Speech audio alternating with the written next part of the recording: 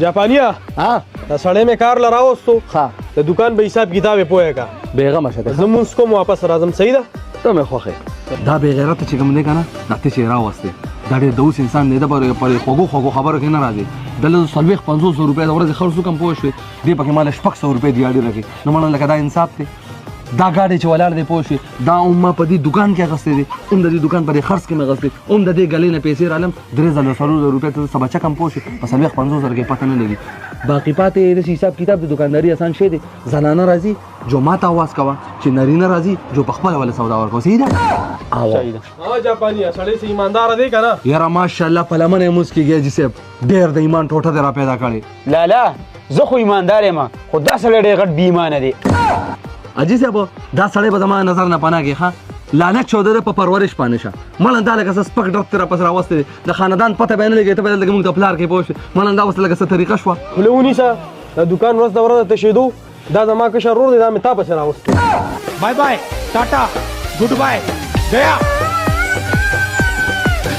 هلکه رینګ اوچت که که نه یار او مه کوئ مانه تپوسونه چې څومره پیو کې د څو جامه اوبه ور علما مه کړه تپوسونه الو الو پی مې در واخیستل ښه د بل چا نه وانخلې ښه صحیح ده خو در راځه ښه سلام علیکم وعلیکم سلام مکینکانو لوښي مو رالی چې پی در چل کوم شابه د لوښو سره به وروسته ګورو ګلفامه ټول عمر دې راباندې د پیو پسې اوبه څکلي دي لږ د ایماندارۍ کار کوه مړه هلکه نن مې لسې فلټر شوي پی راوړی دي که نه چې له صورت پی راته دوا کوي یار وروره دونه پیروي پې نه راځي بړه 13 پیرم صاحب پیو کې مې راخته و لږ د ایماندارۍ کار کوه او د الله نه ویریږه هلکه د الله نه یېرېږم چې نن پکې څه شی م راوخته پوه شوې جو بس چوټي مې کوي چوټي کوو خو به دې لازمي باچا نن درته سیوا در اچوم صحیح ده نن پیټینګ دي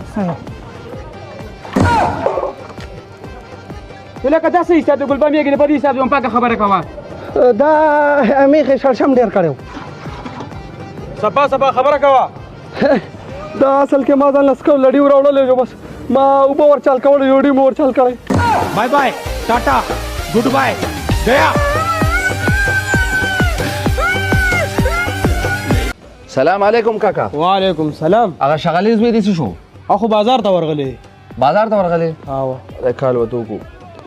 الو الو مالو پرېږده پلار هله په مالدارو کې جینۍ کړې ده او لس تولې کالي دي او داسې 5 زرې بدمکه ده ښه هلکه کال که جانو مې کال وکړو خیر دی بچې زویله یې په رښتیا واده کې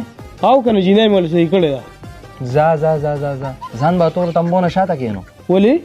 هغه سړی وایي وایي دا شان مالدارو کې رل جینۍ کړې ده وایي دا شان تېرور وایي بلا شي توله کالي به راوړي او ځمکه ته ورپسې وایي سټلی دې خرڅومه پوه شوې انشاءالله وایي دوبۍ ته به ځمه او هلته کې به انګریزان سره ورور ویډیوګانې جوړوم او شی ډم دی ورې واده ولې ونه کړي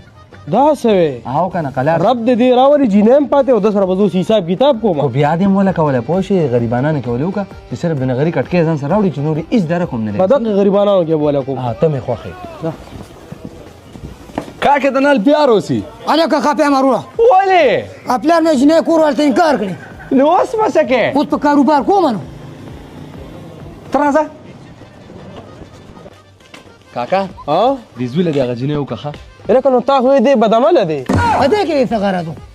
په دې کې مې دا غرض و مالدار جینۍ دی به مو سره اچانک مالداري شي نو اوس یې ولې وایې چې وکوله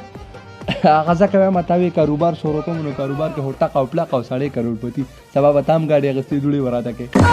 bye bye